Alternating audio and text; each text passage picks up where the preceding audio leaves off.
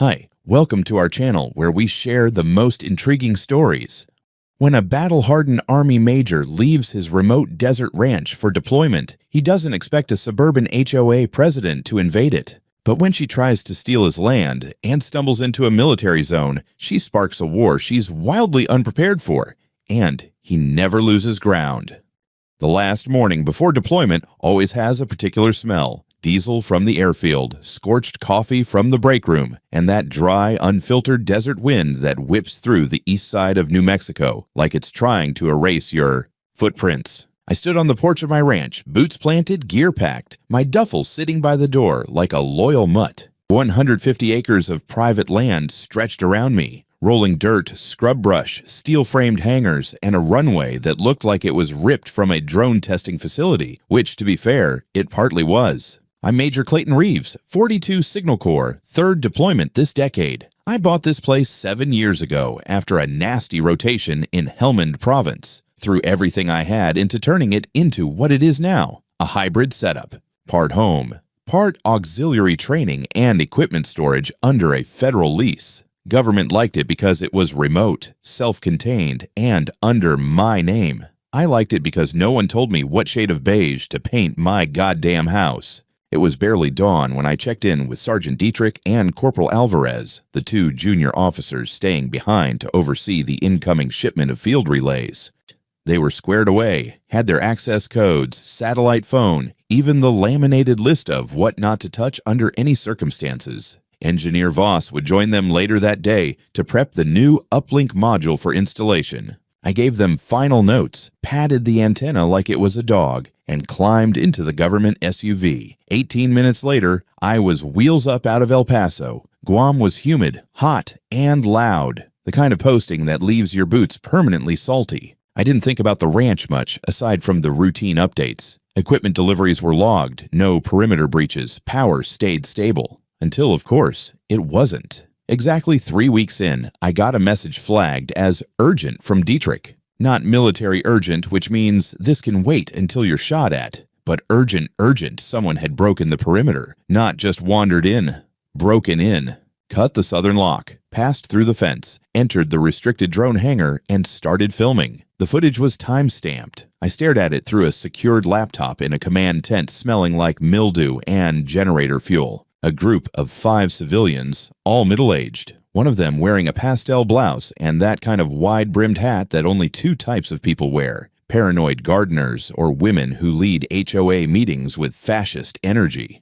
I didn't recognize her face, but I knew the posture, authority without jurisdiction. According to Dietrich, she'd identified herself as Karen Dalton, president of the Sunridge View Community Board. That was rich. Sunridge View wasn't just a different subdivision. It wasn't even in the same zoning designation. They were separated from me by a utility easement in a dirt access road that hadn't seen a tractor in a decade. The only shared thing was horizon. Apparently, Karen had declared my ranch abandoned industrial property. Her words, not a house, not a base, not a restricted installation tagged under a federal training contract. Just some rusty land next to her refined neighborhood, which she was now, get this, trying to beautify.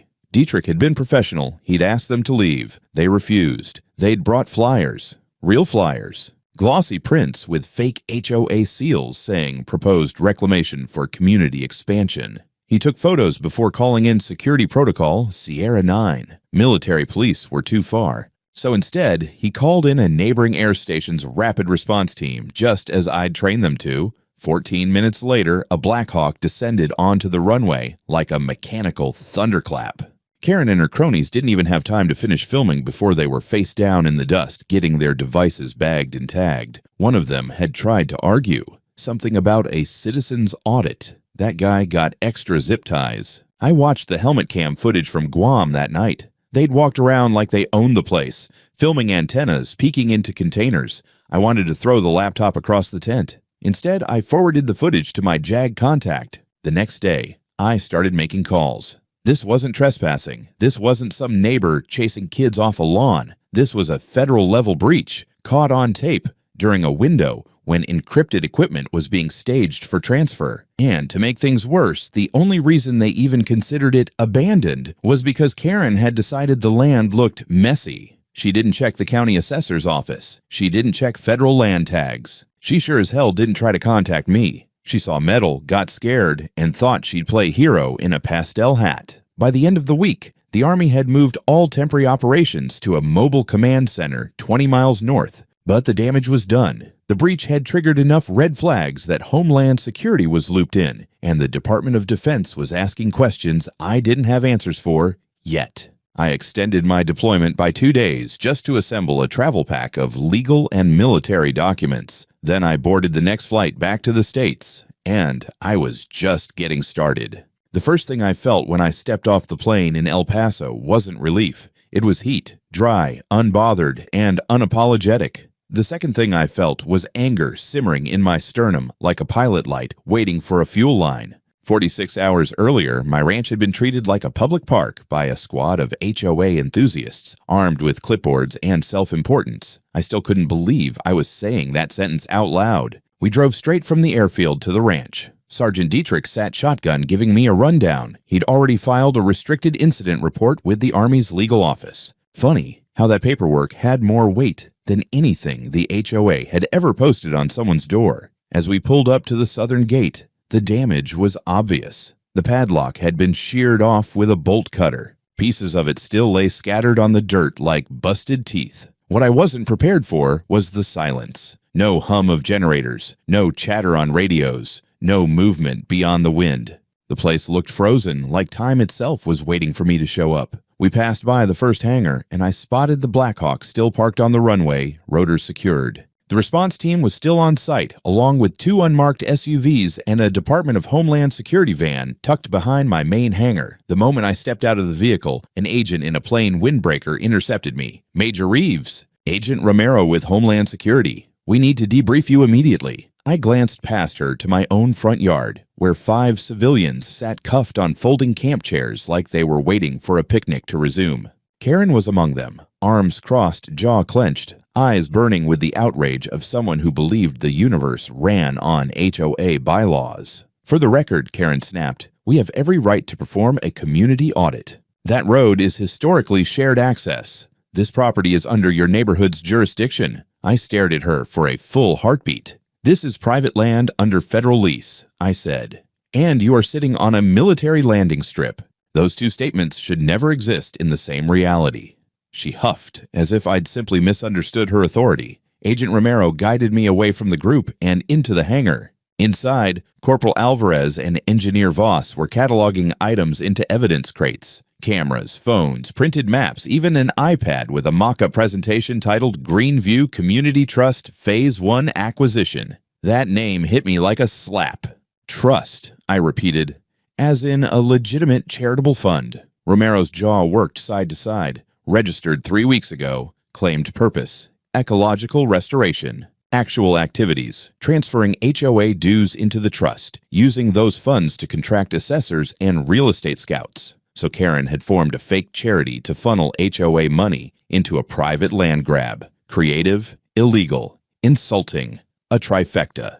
The agents guided me through a reconstruction of the breach. Alvarez played back audio recorded from the hangar's internal mics. The sound was grainy, but Karen's voice carried with that bright, nasal tone reserved for people who've never been told no.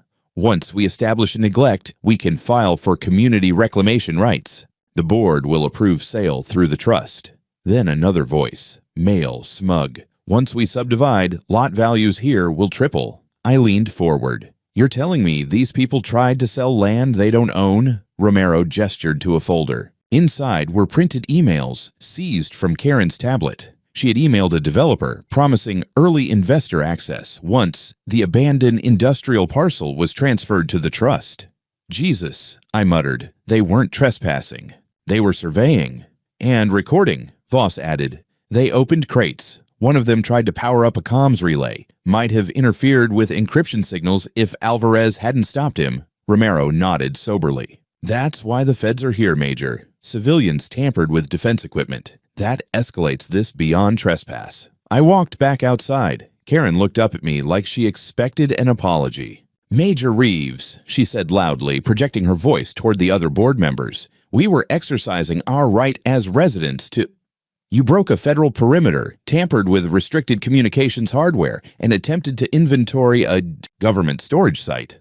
Do you know what that's called? She blinked. It's called interference with military operations, I said. And the penalty is prison. Karen barked out a laugh, a brittle, humorless noise. You can't put me in prison. I'm a property owner. I almost admired her commitment to delusion. 2 military police officers walked up and uncuffed her from the folding chair just to handcuff her properly. Ma'am, one of the MPs said, you're being transported for federal questioning. Karen sputtered. You have no authority. This is harassment. I'll have every one of you removed from your jobs. As they guided her toward the SUV, Dietrich leaned toward me. Sir, what exactly is the charge? I didn't blink. Start with unauthorized access to a restricted military zone, attempted interference with classified equipment, and fraud involving a charitable entity. Dietrich whistled low. That's more than a noise complaint. Karen screamed something about lawyers as she was loaded into the vehicle. I watched the SUV doors slam shut. Not a sound on the ranch,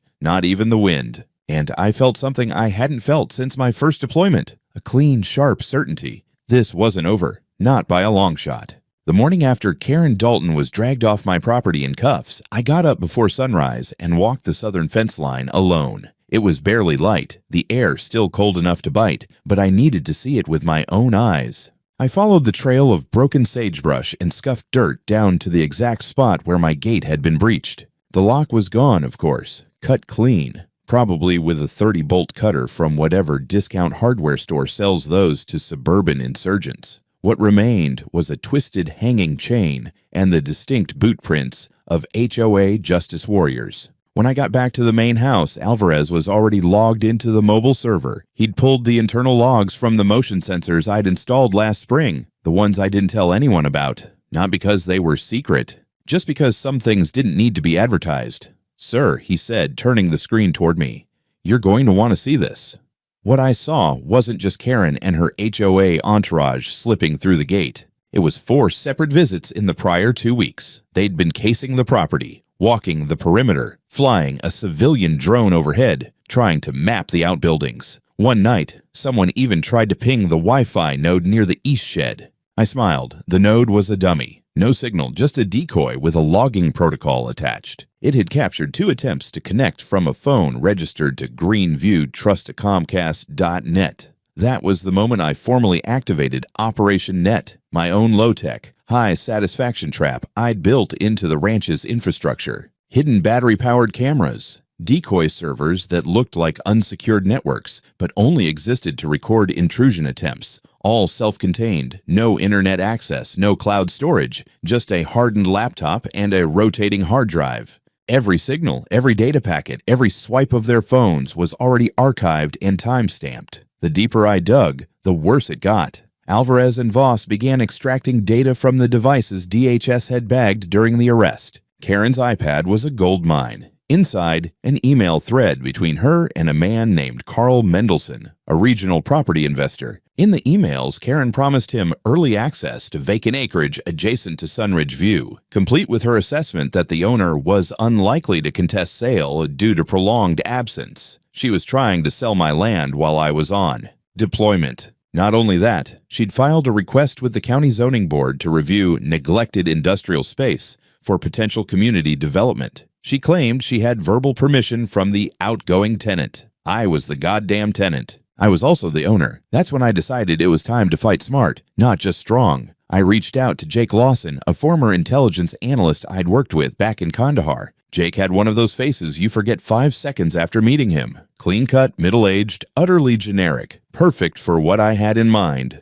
Jake, I said over a secure call. You still got that burner business license we set up for counter-fraud ops? He chuckled. Clay, you know I've got 3. Want one with a fake office in Santa Fe or Scottsdale? Give me the one with the Santa Fe address. And you're a developer now, interested in buying some soon-to-be reclaimed HOA land. Jake understood immediately. Within 24 hours, he reached out to Karen's Greenview Community Trust via a public contact form they'd stupidly left online. He posed as Jeffrey Barnes, a real estate investor with a special interest in ecologically revitalized communities. He requested a call to discuss lot acquisition prior to public listing. Karen responded within the hour. I sat in the command room, watching the video feed from Jake's button cam as he met Karen at a coffee shop 2 towns over. She was dressed like someone who thought collared shirts meant credibility. They shook hands, sat down. She laid out a map. "This is the area we're working to recover," she said, circling my ranch on the map like it was a cancer she was planning to remove. "We expect to have jurisdiction clarified within the next 60 days. Jake nodded. "And the current owner?" She smiled. "He's military, off base. Probably won't return before the HOA finalizes reclamation." She handed him a folder with a proposed payment structure. "Early access buyers get priority if they sign a good faith agreement now. Once the trust finalizes legal control, you'll already be grandfathered in." She had it all: timelines, surveyor reports, fabricated, and a pre-filled letter of interest. Jake played it perfectly. He feigned interest, asked about lot sizes, nodded at all the right moments. Then he asked the million-dollar question. "So, just to be clear, you're saying this land will be part of the HOA soon?" Karen didn't blink. "It already is, in spirit. The board has approved the integration pending legal clearance. Paperwork's just a formality." The smile she wore when she said that was pure poison. Jake thanked her and left. By the time he emailed me the footage, I was pacing like a caged animal. I sent it straight to my attorney and copied Homeland Security, the military's legal office, and the Department of Justice. Karen had crossed every line. She didn't just trespass, she didn't just lie. She built a structure, an actual, traceable scheme intended to fraudulently acquire private land for personal financial gain, using the false front of a charitable trust. And she thought I wouldn't notice because I was wearing a uniform 3,000 miles away. I looked out across my hangars. The wind had picked up again. Dust swirled across the tarmac like it had somewhere to be. So did I. By the time Karen's coffee shop confessional made it into the hands of federal investigators, the dominoes had already started falling. But I didn't want to leave anything to chance. Not with someone like her, someone who operated with the confidence of a cult leader and the plausible deniability of a PTA president. You don't corner people like Karen. You let them walk themselves into the cage. So I gave her more rope. I knew from the email logs we pulled that Karen had been in touch with a handful of local developers. Small fish mostly, but one name kept popping up in the metadata: Monarch Terrain Solutions. I'd never heard of them before, but I didn't need to. The moment I saw that they'd expressed interest in a property tied to my address, I had Voss start crawling through the Greenview Trust's tax documents looking for financial activity. What we found was classic HOA-style fraud, dressed up in the soft pastels of community betterment. Karen had used board-approved funds, money pulled from monthly homeowner dues, to pay for environmental review consulting, community outreach, and access road maintenance. On paper, it sounded noble. In reality, the checks were made out to shell companies. 3 of them tied back to her nephew, 1 traced to her personal accountant, another went through a fake landscaping firm that never filed a single invoice. This wasn't just trespassing or speculative real estate hustle. This was organized embezzlement. I printed out the whole paper trail, annotated it, and forwarded it to the district attorney's white-collar crimes division. Then I filed a civil lawsuit of my own. We served it at her house on a Thursday morning. According to Dietrich, she tried to slam the door in the process server's face. The man dropped the envelope on her welcome mat and said, "Ma'am, it's federal." That's not optional. The next day, I launched phase 2 of my counteroffensive, public exposure. See, people in HOA communities like Sunridge View are usually passive until their wallets get involved, so I gave them a reason to care. Using every scrap of non-classified data I had, I created a comprehensive incident timeline. Karen's illegal access, her fake foundation, her unauthorized sale negotiations, and the HOA's misuse of funds. I left out the encryption-sensitive stuff, but included everything else. Then I called a public Zoom meeting. I didn't hide who I was. In fact, I opened the call by stating my full name, rank, and property title. There were over 100 participants, mostly residents of Sunridge View. Some recognized me from town. Others had clearly never bothered to wonder what the giant hangars across the scrubland were doing there. I gave them a presentation they'd never forget. Slide by slide, I laid out the scheme. The false foundation, the board meeting minutes that had mysteriously disappeared from HOA records, the financial transfers, the fake reclamation documents, and the private meetings Karen had with developers, while representing herself as the rightful authority over my land. At the end of the call, I dropped the hammer. "This isn't just a neighborly dispute," I said. "This is fraud, conspiracy to commit theft of private property, and attempted sabotage of federal operations. And you funded it. With your dues." Silence. Then chaos. People started shouting over each other in the chat, demanding answers, asking for refunds. Someone named Jerry unmuted and yelled, "I knew she was shady the second she banned holiday decorations." I logged off 10 minutes later, leaving behind a full-blown homeowner revolt. That night, Karen emailed me. Subject line, "You've made a mistake." No greeting, no signature, just that one sentence, sitting like a threat, too afraid to show its teeth. The next morning, I received notice from the county records office. Someone had attempted to refile a zoning variance on my parcel. The request had been denied immediately thanks to the flag I'd placed on the property through the Defense Real Estate Network, but it was clear Karen was trying to make a last-minute power play. She wasn't backing down. Fine. Neither was I. 2 days later, Jake, still acting as our friendly fake developer, scheduled a second meeting with her, this time bringing a wire and a legal witness. We wanted her to double down, to repeat it all, and she did.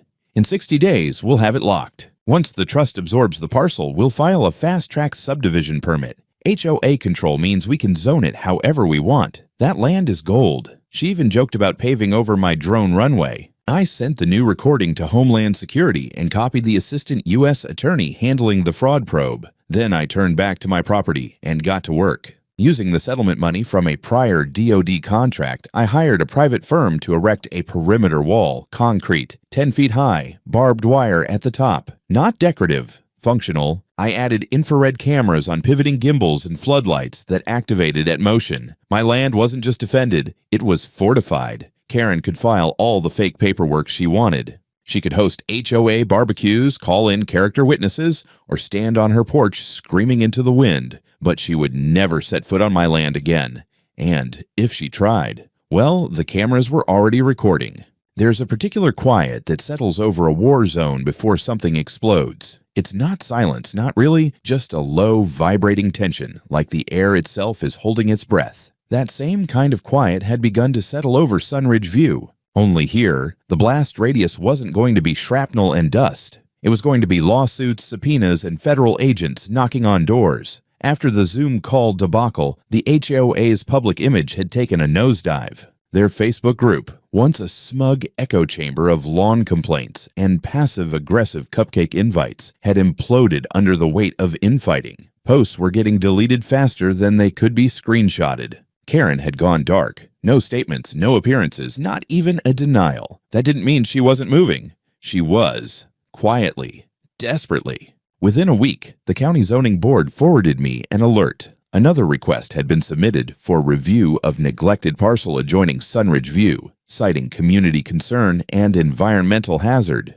The attached documents looked official until you realized the environmental report had been authored by a company called Southwest Ecological Oversight, LLC, which, as Voss quickly discovered, didn't exist before 3 months ago. Its listed business address was a P.O. box. The signature at the bottom of the report, a man named Bryce Dalton, Karen's nephew. That would have been amusing if it weren't so criminally sloppy. I forwarded the report to the state's Attorney General's office with a note. Fraudulent filing of environmental concern using fictitious third-party entity. See attached supporting evidence. Meanwhile, inside the HOA, things had gone from unraveling to outright mutiny. I started getting emails, anonymous at first, then named, from board members who wanted to jump ship. One in particular stood out. Mark Inglewood, a former Navy medic and current treasurer for the HOA. He asked to meet. We sat down at a dusty diner off Route 93. I ordered black coffee.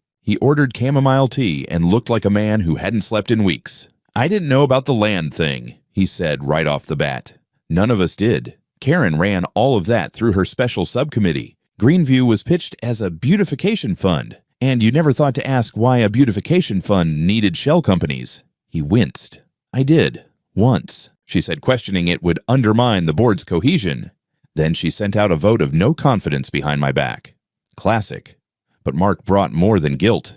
He brought documents, internal memos, expense reports, and the HOA's private Slack archive. One thread in particular showed Karen instructing her inner circle on how to prepare public perception for land reassignment. She used the phrase strategic acquisition through community narrative. I don't know where she picked that up, some snake oil real estate seminar or a TEDx talk for suburban tyrants, but she clearly believed it. Armed with these receipts, I added 3 more charges to my civil suit: fraudulent use of HOA funds for personal gain, attempted misrepresentation of land title, and coordinated conspiracy to defame a property owner for financial leverage. My attorney filed the motion just before close of business on a Friday. By Monday morning, the judge had granted a hearing date. I made sure every local news outlet got a copy of the docket. That week, things reached a boiling point. A local news affiliate ran a segment called Neighborhood Gone Rogue. The B-roll showed aerial drone footage of my fortified ranch, spliced with footage of Karen smiling at a ribbon-cutting ceremony from 3 years ago. The juxtaposition was perfect. Viewers were livid. Comments flooded in. Then came the protest.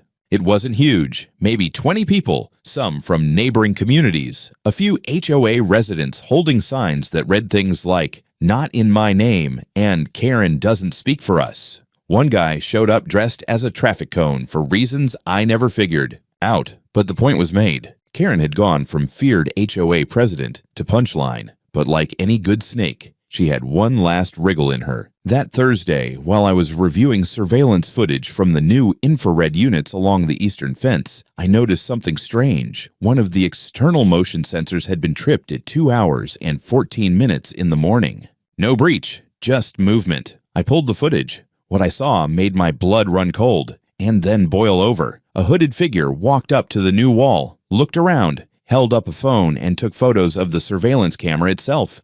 I zoomed in. It was Karen, not caught red-handed, but caught blue glow in the face from the phone screen. She stood there for almost a full minute, just glaring at the wall, like she could will it into collapsing. Then she turned and walked off into the darkness. I downloaded the footage, time-stamped and GPS locked, sent it to DHS and the court clerk. I also printed a still frame and mailed it, certified mail, to her home address with a sticky note. "You're trespassing again. Cameras record everything. Don't be stupid. No threats, no escalation, just a warning." I didn't hear from her after that, not directly, but I could feel it, like pressure building behind a dam. The kind of tension you only see in people who realize, too late, that they're no longer playing a game. They're caught in one. And the rules, those were mine now. There's something uniquely satisfying about watching a system built on arrogance and fraud start to buckle under its own weight. Karen Dalton had spent years weaponizing bureaucracy, bending neighborhood codes into personal cudgels, building a tiny suburban empire, one nuisance violation at a time. Now, that empire was on fire, and she was still throwing gasoline. After her late-night camera staring session, she vanished. Not in the physical sense. Her car still showed up in the HOA lot, and she was spotted entering the boardroom twice. But she went radio silent. No public statements, no replies to legal notices, no countersuits. The kind of silence that means one of two things. She was lawyered up, or she was planning something worse. I prepared for both. On the federal side, the case had picked up steam. Homeland Security had looped in the military's Criminal Investigative Division, and 2 analysts from the Defense Counterintelligence and Security Agency flew in to do an on-site risk assessment of the breach. They weren't happy. Not with the footage. Not with the fact that a civilian had physically approached encrypted tech, and definitely not with the email threads that now included phrases like land absorption timeline. Their conclusion, the breach had non-trivial implications for communications integrity, and Karen's actions, however uninformed, could have introduced unpredictable variables during scheduled encrypted transmissions. Translation: she could have accidentally screwed with an active military uplink. That kicked everything up to the Department of Justice. Karen was now facing a multi-agency investigation, civil, criminal, and federal, but she wasn't going down without a scene. She made her move 2 days before the HOA's annual election. Through an internal board memo leaked to me by Mark Inglewood, Karen announced a full internal audit of the HOA's finances and external liabilities, claiming it was time to stabilize operations and reorient the trust to new leadership. Priorities. Her language was a mess of passive voice and corporate word soup, but one thing was clear: she was trying to shift blame. She even hinted that certain board members had acted unilaterally, and that she would be cooperating fully with all investigations. Cute. Then came the retaliation. That Friday, a code enforcement officer from the county showed up at my ranch. He was polite, apologetic even, said he was following up on an anonymous complaint about unpermitted structures and hazardous installations. He handed me a form with the complaint details: unsafe fuel storage, improper fencing materials, excessive lighting, and non-residential activity inconsistent with zoning. I read the form, looked him dead in the eye, and asked, "Did the complaint mention drones, hangars, military assets?" He blinked. Yeah. Said something about weaponized surveillance." "Right," I said. "And you're standing on a federal auxiliary site registered with the Department of Defense under active operational status. Do you want me to call the base and have someone explain it to you?" He raised his hands. "No, sir, just logging the visit. Honestly, I think I know where this came from." He didn't say her name. He didn't have to. I scanned the form again and noticed the line about the lighting system. Excessive illumination, it read. The floodlights were motion-triggered, military-grade, and pointed inward. The only way anyone could have seen them activate was from the field beyond the eastern fence, right where Karen had been standing. She wasn't just being petty, she was laying a paper trail, a pathetic attempt to make my property look like the problem. Maybe she thought if she buried me in enough nuisance complaints, I'd back off. Maybe she still believed in the HOA version of scorched earth, so I scorched back. My legal team filed a cease and desist order against the HOA, Karen personally, and the Greenview Community Trust. We demanded immediate suspension of all outreach, development, or sale activities involving my parcel, full audit of HOA expenditures over the last 18 months, and legal preservation of all digital correspondence for pending discovery. Simultaneously, we filed a request for a preliminary injunction to block the HOA from using any community funds for legal defense. That last part hit harder than expected, because it turned out Karen had already siphoned nearly $84,000 from HOA reserves to pay for her personal legal counsel under the guise of executive board protections. When the treasurer saw that in our filing, he resigned on the spot and publicly posted the resignation letter on the HOA bulletin board. The news spread like wildfire. Within 48 hours, over 40 households had signed a petition to dissolve the HOA entirely. That kind of move doesn't happen overnight. It takes court approval and a majority vote, but it sent a message. Karen had gone from queen of the cul-de-sac to public enemy number one. That weekend, a federal court in Albuquerque reviewed our injunction request. The judge didn't just approve it, she escalated it. Under the False Claims Act, Karen was now being investigated for misuse of nonprofit funds, fraudulent filings with the zoning office, and interference with federally protected infrastructure. Her assets were frozen. The Greenview Trust's bank accounts were seized, and she was officially barred from engaging in any real estate, development, or administrative actions related to Sunridge View pending the outcome of both the civil and federal cases. That night, I walked out onto my runway, looked up at the sky, and breathed in the dry desert air. Somewhere behind me, the surveillance system clicked softly, cataloging every shift in wind and light. Karen had thrown everything she had at me, and it wasn't enough. Not even close. If Karen Dalton had any survival instinct left, it was buried somewhere beneath a mountain of legal paperwork, frozen assets, and half a neighborhood demanding her resignation. But to her credit, or delusion, she didn't slink away quietly. No. She came out swinging, teeth bared, like a cornered animal in a pantsuit. It started with a motion to dismiss. Filed through her new legal team, pro bono, courtesy of some small-time firm that clearly didn't read the case file before signing on, Karen claimed that all actions taken by the HOA, the Greenview Trust, and herself were done in good faith, with the intention of preserving community value. She tried to frame her land grab as a misguided civic initiative born not from greed, but concern. Her filing included a cherry-picked set of neighborhood complaints, 2 fake testimonials, and an unsigned memorandum of understanding between Greenview and an unnamed property consultant. The consultant, unsurprisingly, didn't exist. My attorney took one look and said, "She's not trying to win. She's trying to build a public narrative." That narrative collapsed the next day.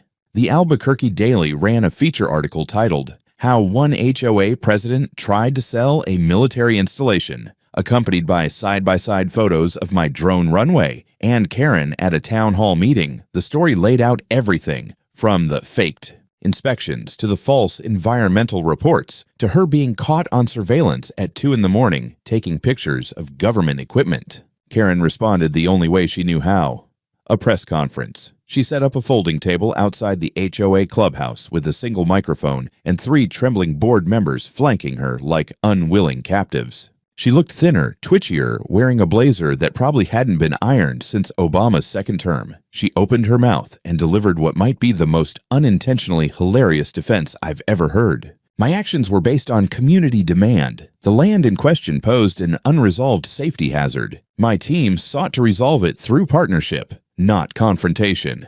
She said this as if she hadn't been caught on tape trying to sell my land to a fake developer in a Starbucks. Then she made a fatal mistake. She claimed, on record, that she had received verbal approval from a Department of Defense liaison. That lie was her undoing. See, the thing about lying to the public is that it's embarrassing. The thing about lying to the federal government, that's a felony. By the next morning, the Department of Defense issued a formal statement denying any contact with Karen Dalton or the Greenview Trust and affirming that the land in question was under active auxiliary lease and considered a restricted operational testing zone during the dates in question. That triggered an immediate federal charge: false statement regarding national security matters. The U.S. Attorney's Office added it to the growing pile. Her legal team quit, literally walked away. At that point, everything started unraveling faster than even I anticipated. Subpoenas landed on the HOA's desk like artillery shells.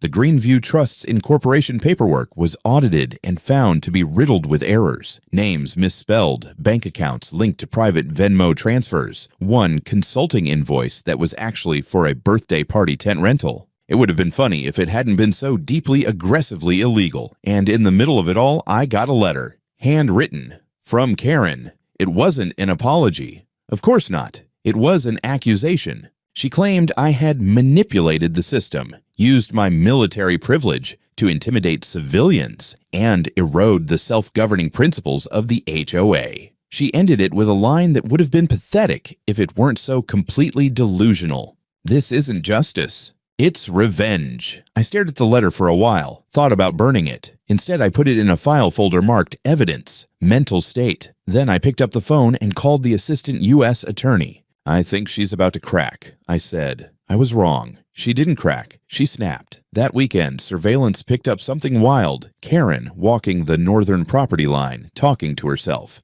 No phone, no camera. Just pacing, muttering, occasionally pointing at landmarks as if giving some kind of invisible tour. She never crossed the line. Not physically, but mentally. She was long gone. On Monday, her attorney filed a motion to declare her temporarily unfit for legal proceedings, citing mental exhaustion and acute stress response. The court ordered an evaluation. Meanwhile, the HOA formally voted to suspend her indefinitely. A temporary president was appointed, Mark Inglewood. His first act was to issue a formal apology to me, to the residents, and to federal authorities. He also began the process of dissolving the Greenview Trust entirely. But the damage was already done. Karen wasn't just facing civil ruin anymore. She was under criminal investigation for fraud, wire fraud, attempted interference with military operations, false statements to a federal agency, embezzlement, and obstruction of justice. It was a 6-charge federal case, and I had a front row seat. One chapter was about to close,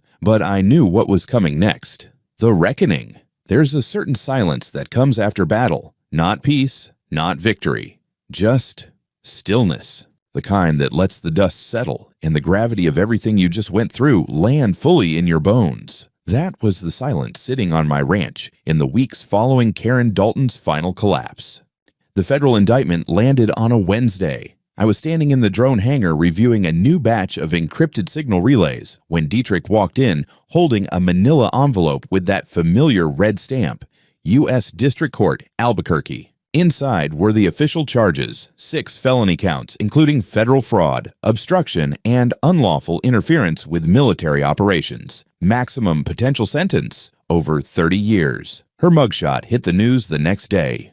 Hair pulled back tight, lips pressed into a bitter line, eyes empty. The once proud president of Sunridge View HOA, who had lectured neighbors about mailbox paint shades and garbage bin etiquette, now listed on the Bureau of Prisons website. I didn't celebrate. Not yet. There was still the civil case to finish. At the evidentiary hearing, Karen, now represented by a federal public defender, pled no contest to all civil allegations. Her lawyer didn't fight the documentation.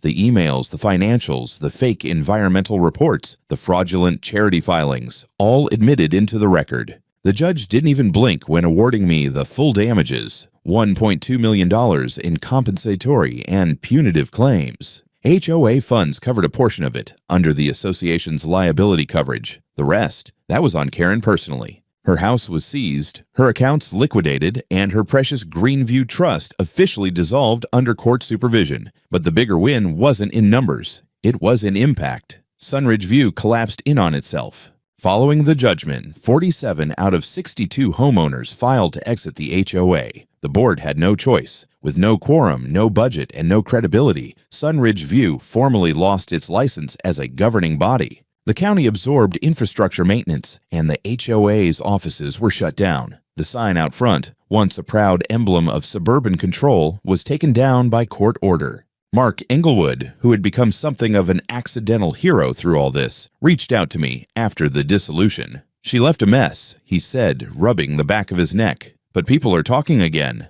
No more fines for garden gnomes, no more threats over paint swatches. Hell, my wife finally put out Christmas lights without getting a violation." I smiled, not because of the lights, because it was over.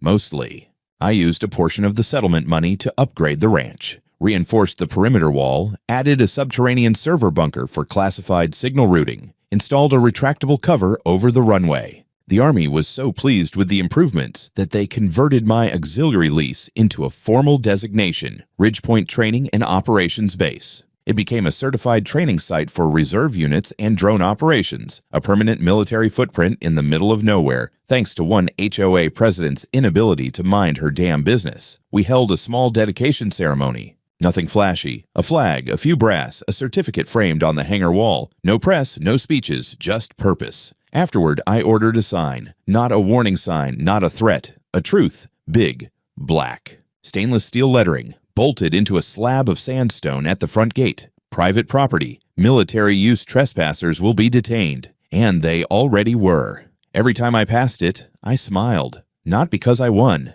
but because I didn't blink. She thought I'd be too far away, too preoccupied, too bound by my own discipline to respond. She thought the uniform made me blind, rigid, predictable. She forgot that I'm not just a soldier, I'm a damn tactician, and I don't lose ground. Especially not to someone like Karen.